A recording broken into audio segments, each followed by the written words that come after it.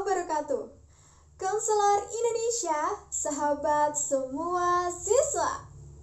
Kali ini bersama saya Ajeng Setianti, Konselor Indonesia akan mendiskusikan tentang apa saja sih yang bisa dilakukan konselor selama pandemi.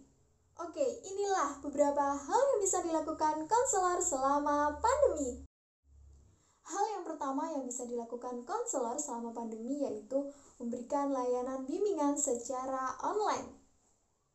Dan kira-kira bagaimana sih konselor bisa memberikan layanan bimbingan secara online?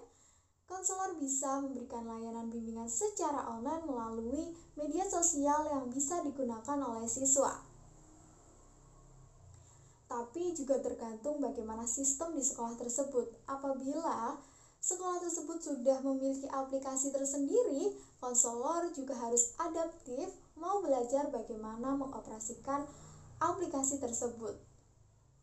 Dan apabila tidak ada aplikasinya, konselor bisa memanfaatkan media sosial yang saat ini diminati oleh siswa, seperti YouTube ataupun Instagram. Dan ketika konselor memberikan layanan melalui YouTube, maka konselor juga harus bisa membuat konten-konten yang menarik untuk siswa.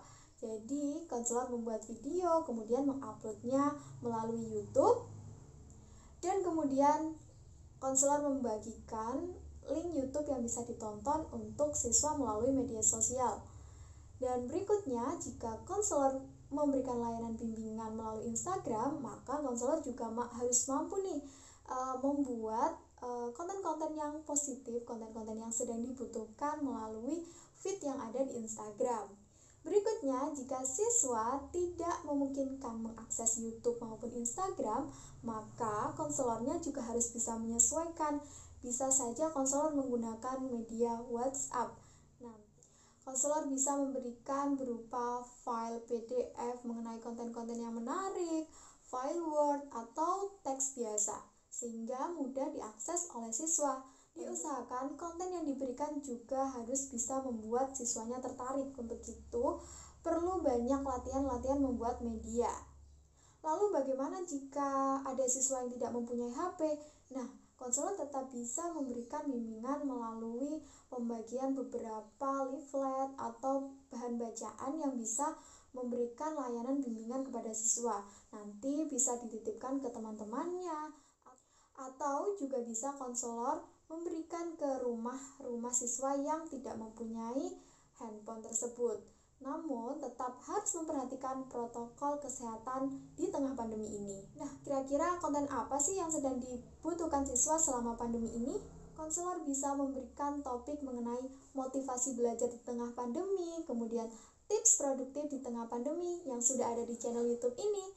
Kemudian konselor bisa membuat cara belajar efektif di tengah pandemi. Selain itu, konselor juga bisa memberikan layanan bagaimana saling berbagi di tengah pandemi, karena ada beberapa siswa yang sangat membutuhkan bantuan dari teman lainnya.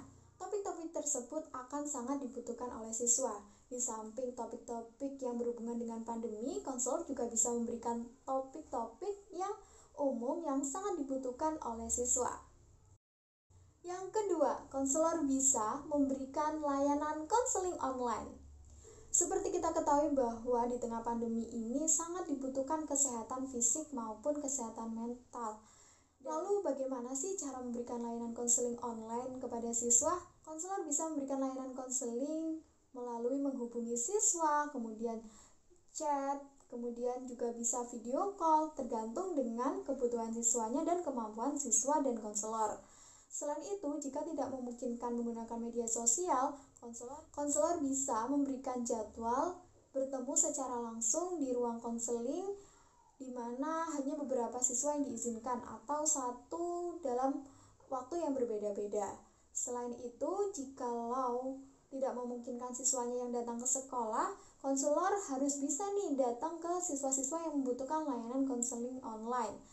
Intinya disesuaikan bagaimana siswa dan konselor bisa memberikan layanan konseling.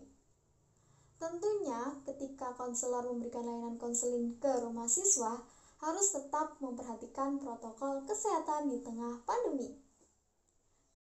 Tips yang ketiga, konselor bisa memberikan layanan home visit. Dan di sini sangat penting memberikan layanan home visit di mana orang tua saat ini yang paling penting dalam mengontrol perkembangan belajar siswanya. Untuk itu, konselor bisa memberikan pengertian kepada orang tua untuk selalu membimbing siswa. Kemudian konselor juga bisa mengetahui bagaimana hal yang terjadi ketika proses belajar siswa itu melalui orang tua, sehingga hubungan orang tua dengan konselor saat ini tuh akan sangat semakin penting. Lalu bagaimana sih konselor bisa memberikan layanan home visit di tengah pandemi ini? Konselor bisa membuat grup WhatsApp wali murid. Nah, di situ nanti akan bisa didiskusikan bagaimana perkembangan belajar siswa selama pandemi. Selain itu, konselor bisa melakukan home visit secara langsung seperti biasa ke rumah siswanya untuk menemui orang tuanya, berdiskusi mengenai proses belajar siswa selama pandemi, dan tentunya tetap memperhatikan protokol kesehatan di tengah pandemi. Itu tadi beberapa hal yang bisa dilakukan konselor selama pandemi. Semoga konten kali ini bermanfaat, dan jangan lupa like, komen, dan juga share ke konselor di seluruh Indonesia. Selain itu, jangan lupa subscribe ya. Terima kasih sudah menonton konten kali ini. Wassalamualaikum warahmatullahi wabarakatuh. Konselor Indonesia, sahabat semua siswa.